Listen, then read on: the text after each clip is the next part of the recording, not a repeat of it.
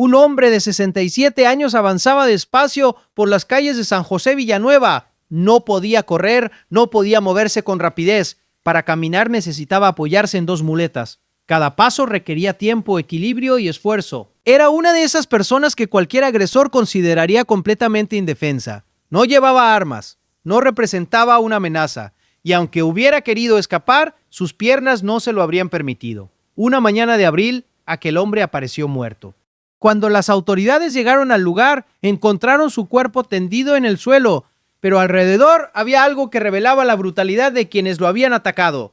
15 casquillos de bala, 15 disparos contra un hombre de 67 años que apenas podía caminar. Probablemente habría bastado uno para acabar con su vida, pero sus atacantes continuaron disparando no porque necesitaran defenderse, no porque existiera un enfrentamiento, sino porque aquel asesinato debía servir como mensaje. En la zona donde ocurrió el crimen, operaba una estructura acostumbrada a gobernar mediante el miedo. Primero exigía dinero, después amenazaba. Si la víctima no obedecía, podía perder su negocio, su casa o su libertad. Y en los casos más extremos podía terminar en el suelo rodeada de casquillos. El hombre vinculado por las autoridades con aquella estructura tenía 4 apodos, una condena de 335 años y una historia que no terminó dentro de El Salvador. Cuando supo que lo buscaban, huyó. Cruzó la frontera, se escondió en Guatemala, pero ni siquiera otro país consiguió protegerlo. Su nombre era Marvin Alberto Maldonado. Dentro de la Mara Salvatrucha lo conocían como Chon, Disco, Gánster y Diablo. También lo llamaban Diablito de Gánster. 4 nombres para un solo cabecilla. Y detrás de aquellos nombres existía una clica que no solo extorsionaba comerciantes humildes, también desplazaba familias, privaba de libertad a sus víctimas, conspiraba para cometer homicidios y almacenaba fusiles de guerra. Pero antes de llegar a su captura y al arsenal, hay que comprender cómo aquella estructura consiguió controlar distintos municipios de La Libertad, porque todo comenzaba con cantidades que podían parecer pequeñas: $10, 20, 50, hasta 200. Para la mayoría de una estructura criminal, $10 podrían parecer insignificantes, pero para una persona que vive de un pequeño negocio, esos $10 pueden representar la comida de un día, el transporte, una parte de la electricidad, la ganancia obtenida después de muchas horas de trabajo.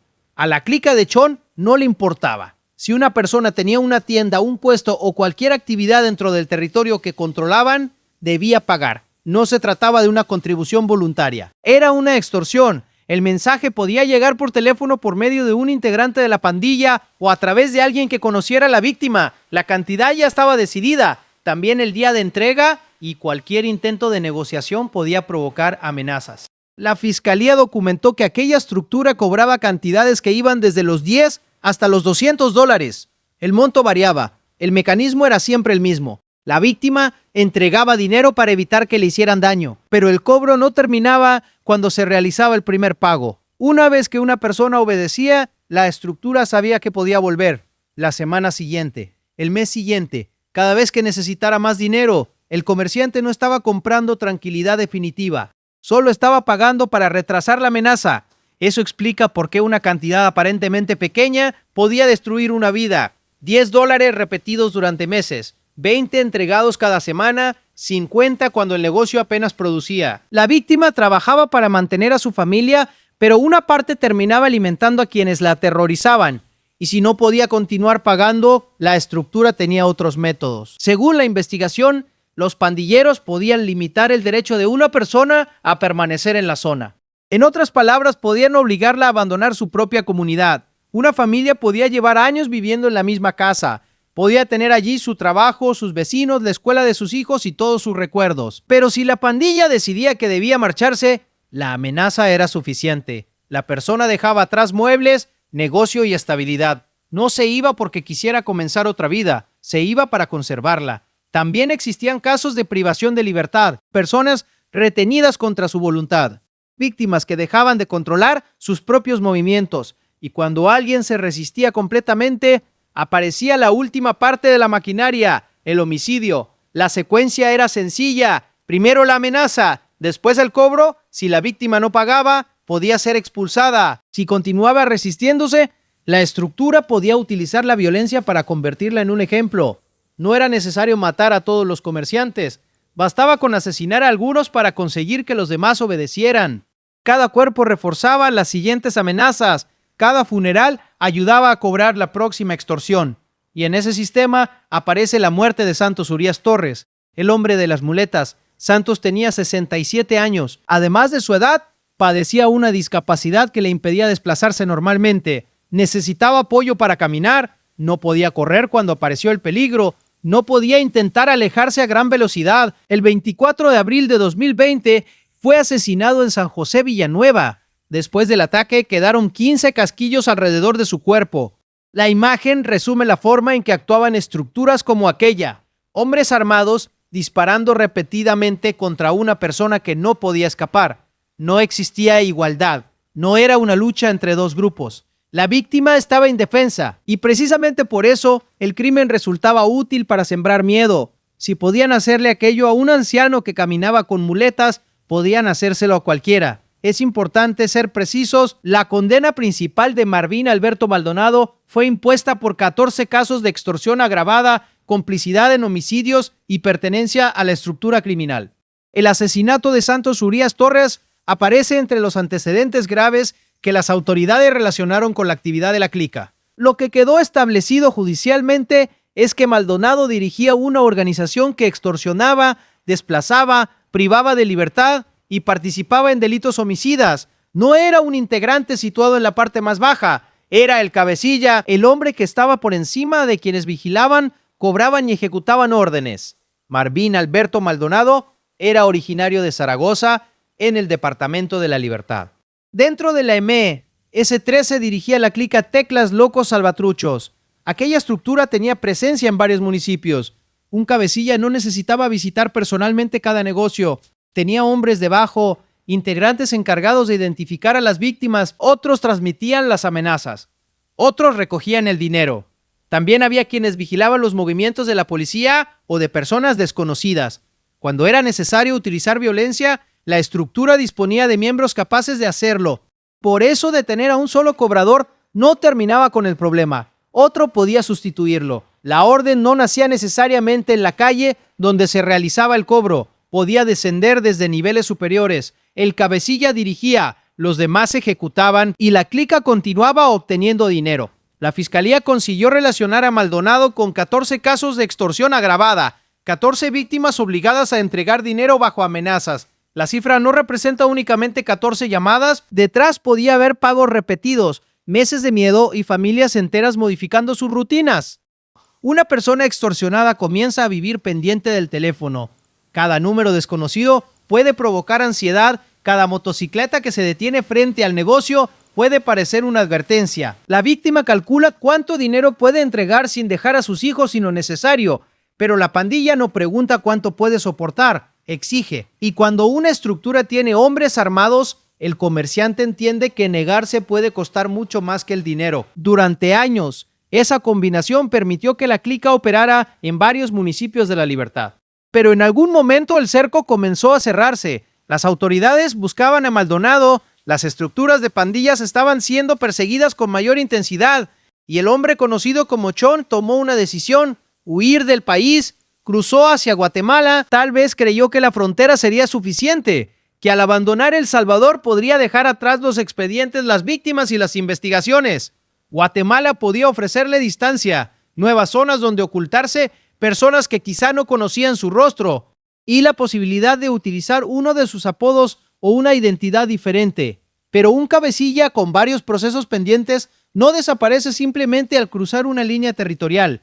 Las autoridades salvadoreñas compartieron información con las guatemaltecas, su nombre comenzó a circular, también sus alias, su descripción, su relación con la Mara Salvatrucha. La búsqueda ya no estaba limitada a un solo país. En septiembre de 2022, Maldonado fue localizado y recapturado en Guatemala. El cabecilla que había intentado escapar terminó esposado en territorio extranjero. No había sido detenido por casualidad mientras llevaba una vida normal. Había sido buscado como un hombre de alto interés, vinculado con una estructura criminal. Su fuga solo había retrasado el momento, no lo había evitado. La captura internacional destruyó una de las ideas que durante años protegió a muchos cabecillas: la creencia de que bastaba con cruzar hacia un país vecino. El Salvador comparte fronteras terrestres que pueden utilizarse para huir. Existen pasos formales, también rutas clandestinas. Un pandillero puede intentar moverse sin documentos, esconderse en comunidades o recibir apoyo de conocidos, pero cada nuevo lugar implica nuevos riesgos. Alguien puede reconocerlo, puede ser detenido por otro motivo. Su fotografía puede llegar a las autoridades. Un dato puede cruzarse entre dos bases. Maldonado salió de El Salvador creyendo que la distancia lo protegería, pero la cooperación entre ambos países permitió encontrarlo. Y pocos días después de aquella captura, apareció una prueba que mostró la verdadera capacidad de la clica que dirigía. La policía salvadoreña localizó un arsenal.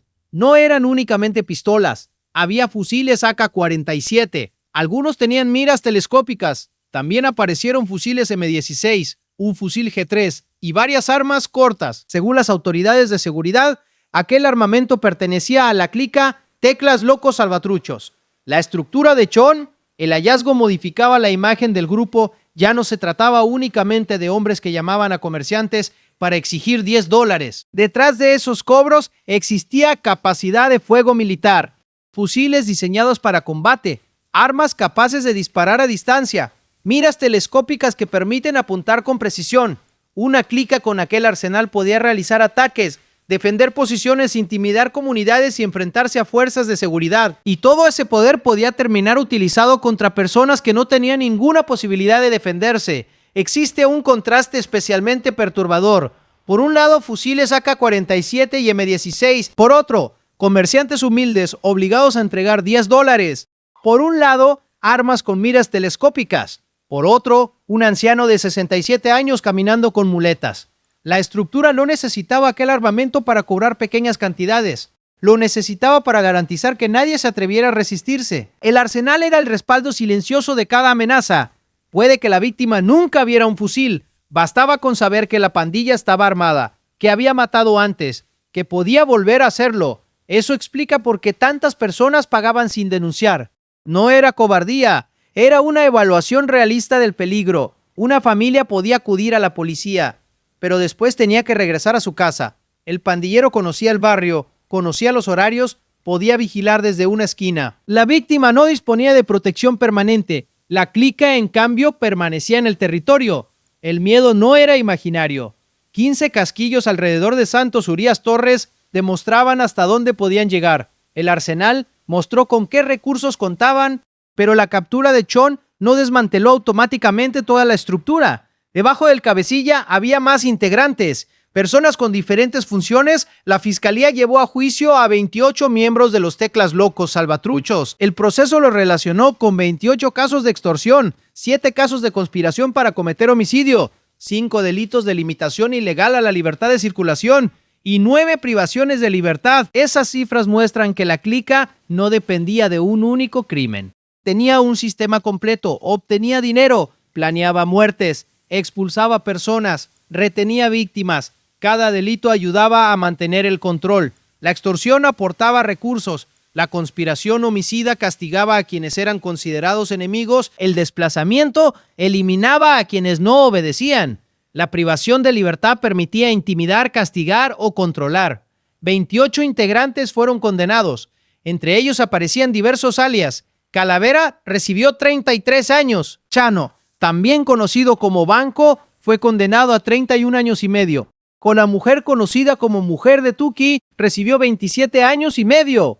Otro integrante, apodado Micaela, fue condenado a 25. Peluche recibió 23 años. Cada uno ocupaba una posición dentro de la maquinaria. Algunos podían realizar tareas menores, otros tenían mayor responsabilidad, pero todos contribuían al funcionamiento del grupo. Por encima de ellos estaba Chon, 335 años de prisión, la condena más alta dentro de aquel proceso. La diferencia entre su pena y la de los demás reflejaba su posición como cabecilla y la cantidad de delitos asociados a su responsabilidad. La cifra supera ampliamente cualquier vida humana. Nadie puede cumplir físicamente 335 años. Entonces, ¿qué significa? Que las penas correspondientes a los distintos delitos se acumularon. Cada caso de extorsión representaba una víctima. La complicidad en homicidios añadía nuevas responsabilidades.